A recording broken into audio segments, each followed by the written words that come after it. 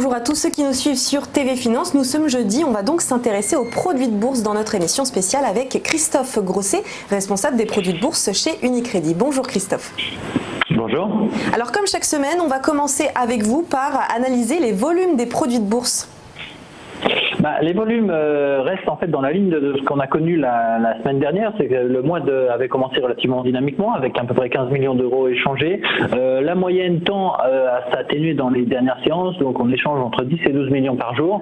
Le chiffre des échanges depuis le début du mois atteint donc 161 millions, ce qui est un peu en deçà de ce que nous connaissions dans les 2 mois précédents.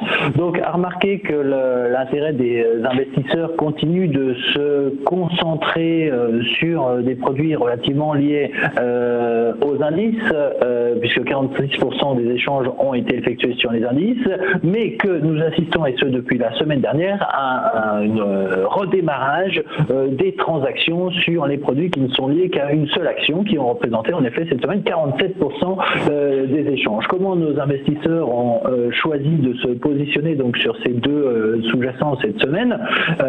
Principalement par le biais de turbo classiques, donc 37% des échanges faits sur les produits sur indice l'ont été par le biais de turbo classiques, donc des produits à une date de maturité.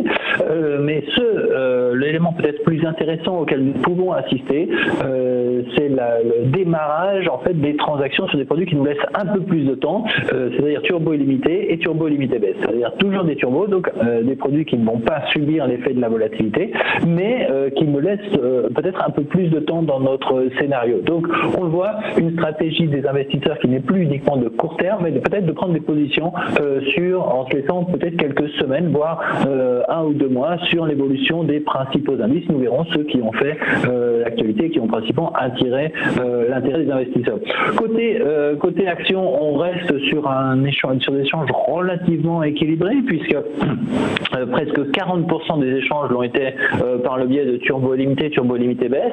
Alors c'est intéressant de remarquer que là aussi, les produits qui ont été favorisés sont ceux qui nous laissent peut-être un peu plus de temps, donc vraiment de voir notre scénario se développer.